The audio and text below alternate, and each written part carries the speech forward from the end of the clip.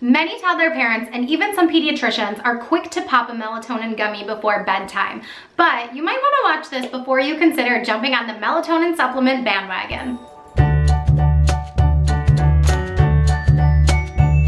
There are pros and cons when using melatonin supplements for children, and we're going to talk about both sides. But as a disclaimer, it's important that you learn the information, you know all of the information that goes with melatonin, and you make your own decision because you know your child best and you are the best parent for your child. So the top 3 pros of using melatonin is when your child is jet lagged, when you need to completely reset their circadian rhythm, and when you just need your child to fall asleep quickly. Now, once in a while, I'm not saying that melatonin is a terrible thing, but it should definitely be used as a short-term solution. This isn't a long-term thing. Here's why. When you use melatonin, adults and children, when you're using melatonin supplements, it triggers your body that your body doesn't need to make melatonin anymore. So what happens is your body is now relying on the melatonin supplement to actually help your child produce melatonin in an artificial way. So the longer your child is taking this melatonin supplement, the less your child's body is going to be able to produce melatonin on their own. And what generally happens is that if you try to stop giving your child the melatonin, then they're completely messed up their circadian rhythm again, which is probably why you were giving it to them in the first place. And you're either gonna have to go back to square one where your child isn't sleeping, or you're continuing to give a melatonin supplement forever, or you're going to have to retrain your child's body on how to produce melatonin. So it kind of defeats the purpose of giving it to them long term if you're going to be back at square one anyways. Now, I'm not saying that it's a bad thing to help your child who may be jet lagged or really needs that reset with their circadian rhythm and to just use it for 2 weeks. Now, of course, this is not medical advice at all, not whatsoever, but you have to check with your pediatrician, and especially checking with your pediatrician about dosing. Speaking about dosing, we're gonna get into some of the cons of using melatonin with your toddler. The biggest drawback for me with parents giving their children melatonin is that sometimes they're giving their children too much. Even if the directions say to give your child at this age 2 gummies, it might be too much for your child. So when your child has too much melatonin, it has adverse effects.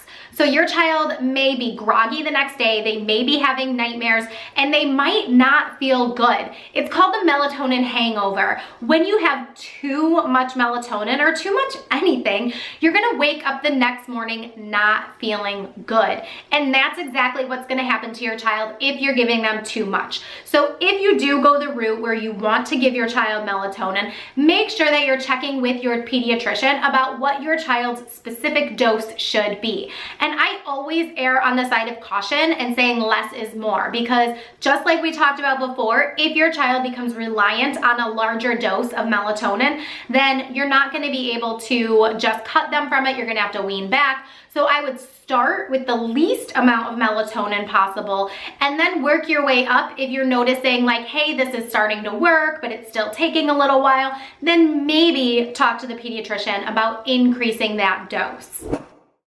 Another con is that melatonin supplements are not FDA approved, the Federal Drug Administration. And what that really means in terms of melatonin supplements is that every single brand can be made differently and it can have different doses, and one is not equal to the other. So it's really important to make sure that you're comparing products and picking the one that is best suited for your child.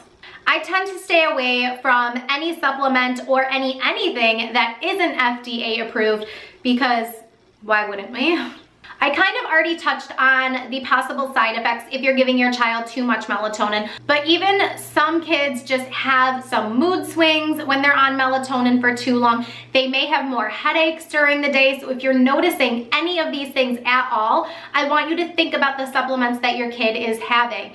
And I mean, it really goes with any supplement at all. Just because something is produced in our bodies or something that maybe we need a little bit more of, it can always have a negative effect. And I'm going to use vitamin C as an example here. So Vitamin C, yes, it's good for us. Yes, we probably need more of it, but if you're giving your child too much vitamin C, they're gonna get diarrhea. So it's like that with anything, and melatonin is not any different. Not saying your kid's gonna get diarrhea, that's not one of the side effects, but look up the side effects and know what you're putting in your child's body, especially if your child doesn't necessarily have a choice or a say in what you're putting in their body. If you just give your child a supplement and say, here, take this, your child isn't really learning to kind of focus on what is being put in their body. They're just trusting you, as they should. So it's really important that you do your job as a parent and make sure that you are making sure, and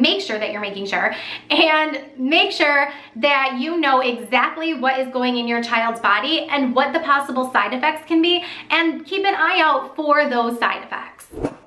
The other con is just that there is not enough research yet on any long-term medical concerns. We can actually compare this to the COVID shot, which a lot of people are gung-ho, like, let's jump on the bandwagon because all these people are vaccinating, it's not a vaccine, guys, who are giving their kids the shot. But it's the same thing with anything, and especially because it's not FDA regulated. If there's not enough research on long-term effects of putting something in your child's body, I would err on the side of not giving it. So obviously it kind of seems in this video like my opinion is not to give your child melatonin unless absolutely necessary. So you might be wondering, what do I recommend? I'll tell you. The first and most important thing, especially with toddlers, is having schedules and routines. The more your child knows what comes next and what to expect in their days, the more their body is going to adjust, and they're going to know exactly what is expected of them and exactly what is happening next. Now, this applies both behaviorally and physically. When your child is used to certain routines, not only are they more willing to comply with said routines, but their body is automatically going to produce melatonin when you start the same exact bedtime routine every single night, because their body will trigger that production of melatonin when they know that it is bedtime. Another thing that I'm going to recommend is getting outside to play as much as possible. The more vitamin D and sunshine that your child is exposed to, the more easily their body will be able to produce melatonin when darkness is triggering that production, because darkness is telling your child's body that it is nighttime, it is time to wind down and produce melatonin so they can get a good night of sleep. Another thing I'm going to recommend is not allowing screen time 1 to 2 hours before bed. Now, I know that may be very difficult depending on your lifestyle and different things that you have going on in your life, but at least 1 hour before bed, we should stop screen time with our children.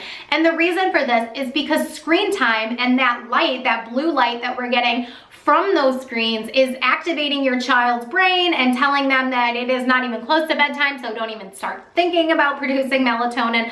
So the more we can kind of turn that off after dinner time is a good rule of thumb, and to either go outside and play one more time or to do some calm activities together before bed. Play a board game, do a puzzle, read some books, whatever you want to do with your child before bed, but you want them to get their energy out. You don't want them just sitting on the couch, and you don't want that screen time in their face triggering their brain to stay awake. Now, if you've done all of these things and your child is still struggling with sleep, you may need to consider sleep training. And a lot of toddlers who may have been sleep trained before when they were babies, sometimes new, not necessarily bad habits, just unwanted habits come back into play. Maybe your child is afraid of the dark, maybe they want you to stay with them, maybe they just don't want to be alone, and maybe some other habits have creeped in, like maybe rocking your kid to sleep or sleeping in the room with your child. Whatever that might be, if you need to start sleep training again, then head to the link in the description box down below and set up a free introductory call with me. I would love to see if I can help your family work through your sleep struggles. So make sure you set up a free call and we will discuss everything that's going on and how I can best help your family. So go schedule your free call right now. Do it.